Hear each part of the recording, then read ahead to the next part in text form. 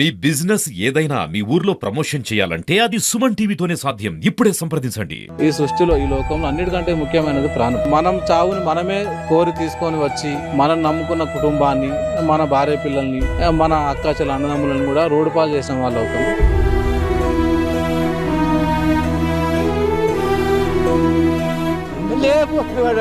గుంజుకుని పోయిండు అంటే గుంజుకుని అయితే లోతు కలిపేది.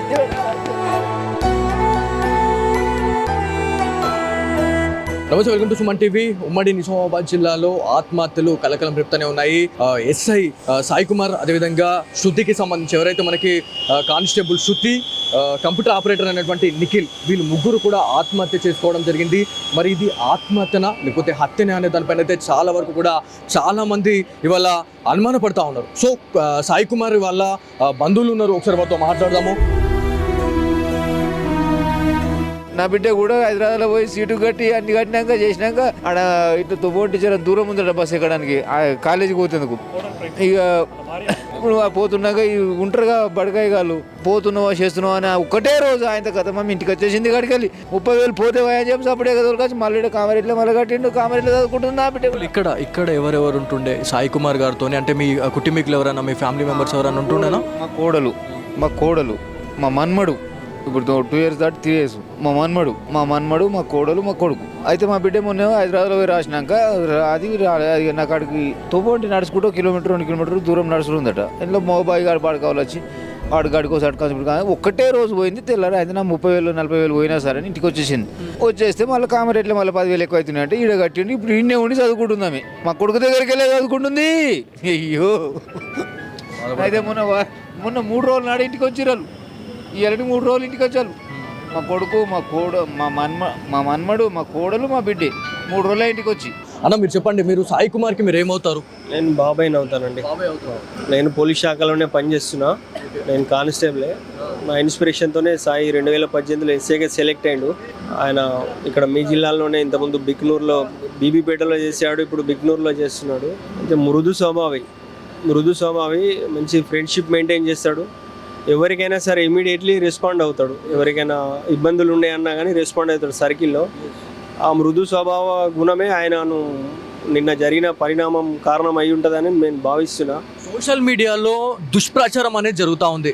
అంటే సాయి కుమారే శృతికి కాల్ చేసి రమ్మన్నాడు, అంటే విధులు అయిపోయిన తర్వాత కూడా తను రమ్మనడానికి గల కారణం ఏంది అని చెప్పేసి చాలా వరకు కూడా న్యూస్ అనేది స్ప్రెడ్ అవుతూ ఉంది. సో దీని గురించి మీరు ఏం చెప్తారు?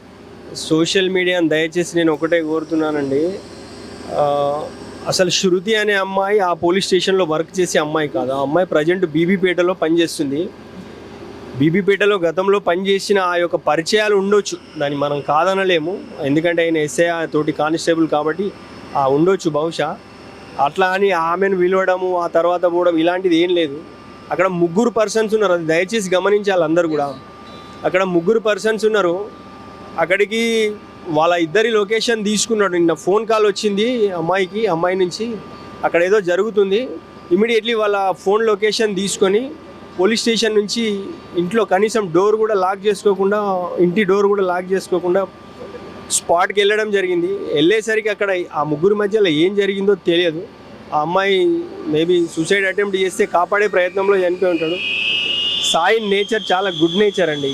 అనవసరంగా సోషల్ మీడియాలో వైరల్ చేసి దీని ఎపిసోడ్ వచ్చేసి కుటుంబం పరువు చేయకుండా. ఏదైతే మనకి కానిస్టేబుల్ శృతి గురించి మాట్లాడుకుంటే తన ఒంటిపైన గాయాలు కనిపిస్తూ ఉన్నాయి, గాయాలు ఉన్నాయని చెప్పేసి కూడా న్యూస్ అనేది బయటకు వస్తూ ఉంది. సో ఇదేంటంటే దాడి ఏమైనా జరిగిందా అనేది చాలా మందికి ఉన్న క్వశ్చన్ అండి.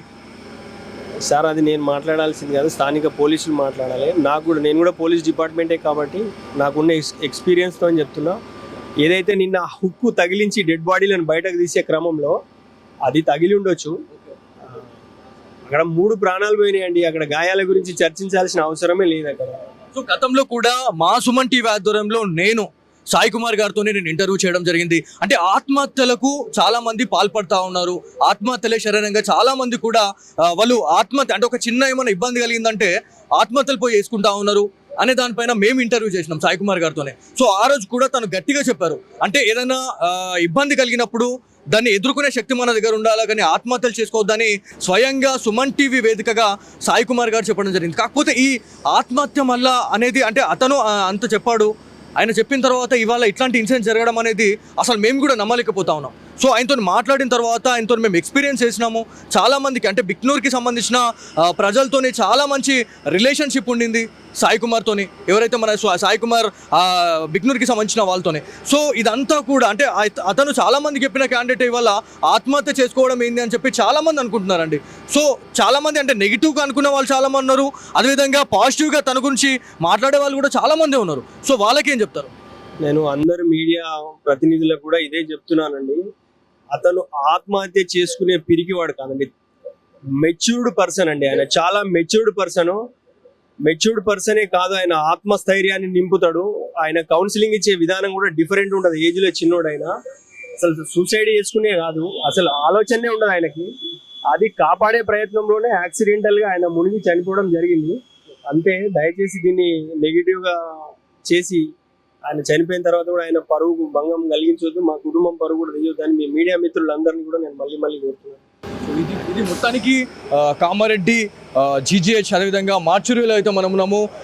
ఎవరైతే మనకి బిక్నూర్ ఎస్ఐ అయినటువంటి సాయి కుమార్ గారి మృతదేహం, అదేవిధంగా బీబీపేటకి చెందిన ఏదైతే మనకి తను విధులు నిర్వర్తిస్తూ ఉంది అక్కడ కానిస్టేబుల్గా, అక్కడ కూడా ఎవరైతే శృతికి సంబంధించిన మృతదేహం, కంప్యూటర్ ఆపరేటర్ నిఖిల్కి సంబంధించిన డెడ్ బాడీస్ ఏవైతే ఉన్నాయో పూర్తిగా కూడా ఈ మార్చురీలోనే అయితే ఉన్నాయి. పోస్ట్ మార్టం నివేదిక ఆధారంగా ఏదైతే నిజాలన్నిటి బయటకు వచ్చే అవకాశం ఉంది. సెల్ ఫోన్ సిగ్నల్స్ ట్రాక్ చేసి మరి ఆ లొకేషన్ అయితే ట్రేస్ చేశారు అనేది తెలుసా ఉంది. మరి సెల్ ఫోన్ డేటాలో మనకి ఎలాంటి ఇన్ఫర్మేషన్ ఉన్నది అనేది చాలా పెద్ద క్వశ్చన్ మార్క్ అయితే ఉంది. కాకపోతే ఎవరైతే సాయి కుమార్ కి సంబంధించిన బంధువులు అదేవిధంగా వాళ్ళ బాబాయ్తో మాట్లాడితే చాలా వరకు కూడా సోషల్ మీడియాలో దుష్ప్రచారం జరుగుతూ ఉంది. ఎవరైతే నెగిటివ్ గా చేస్తా ఉన్నారో అక్కడ ఇద్దరు ఆత్మహత్య జరిగితే మాత్రం ఖచ్చితంగా అది వేరేలా ఉంటుండే. కాకపోతే అక్కడ థర్డ్ పర్సన్ అనే క్యాండిడేట్ కూడా అక్కడ జాయిన్ అవ్వడం అనేది చాలా పెద్ద ట్విస్ట్ అనేది అయితే ఉంది అని చెప్పి చెప్తా ఉన్నారు. మరి అక్కడ ఏమైనా దాడులు జరిగినాయా, లేకపోతే ఎవరైతే ఎస్ఐ సాయి కుమార్ గురించి మాట్లాడుకుంటే ఎవరైతే శృతి అండ్ దాని తర్వాత కంప్యూటర్ ఆపరేటర్ నిఖిల్ వీళ్ళు ముందుకు వెళ్ళిన తర్వాతనే శృతి సాయి కుమార్ కి కాల్ చేసిందా లేకపోతే ఏంది అనేది కూడా ఒక చాలా పెద్ద కన్ఫ్యూషన్ అయితే ఉంది అనేది మనకు తెలుస్తూ ఉంది. ఎవరిని అడిగినా కూడా వాళ్ళు ఒకటే చెప్తా ఉన్నారు, సోషల్ మీడియాలో మీడియా ప్రతినిధులు కూడా వాళ్ళు ఒకటే చెప్తా ఉన్నారు, దుష్ప్రచారాలు అయితే చేయకండి, చనిపోయిన వాళ్ళని కూడా ఇవాళ మళ్ళీ ఇంకా బ్లేమ్ చేస్తా ఉన్నారు అని చెప్పేసి వాళ్ళ కుటుంబీకులు అయితే చెప్తా ఉన్నారు. ఏదేమైనప్పటికీ ఉమ్మడి నిజామాబాద్ జిల్లాలో ఆత్మహత్యలు అనేటివి ఏదైతే మనకి పోలీస్ డిపార్ట్మెంట్ లోనే ఆత్మహత్యలు అనేటివి వల్ల చర్చనీయాంశంగా అయిపోయింది. ఒక్కసారిగా ఉమ్మడి నిజామాబాద్ ఒక్కసారిగా ఉలిక్కి పడ్డది అని చెప్పేసి చాలా మంది చెప్తా ఉన్నారు. ఏదేమైనప్పటికీ సింధు శర్మ గారు కూడా ఒకటే ప్రెస్ మీట్ అయితే పెట్టడం జరిగింది. ఒకవేళ ఏం జరిగింది అనే దానిపైన అయితే పూర్తి క్లారిఫికేషన్ అయితే ఇస్తాము. పోస్ట్ మార్టం నివేదిక ఆధారంగా మొత్తం నిజాలు అనేటివి బయట పెడతామని చెప్పేసి కామారెడ్డి ఎస్పీ అయినటువంటి సింధు శర్మ గారు అయితే చెప్పడం జరుగుతా ఉంది. సో ఇది ఇక్కడ ఉన్న తాజా పరిస్థితి. కెమెరా పర్సన్ కార్తిక్తో బాలు, సుమన్ టీవీ, కామారెడ్డి నుంచి.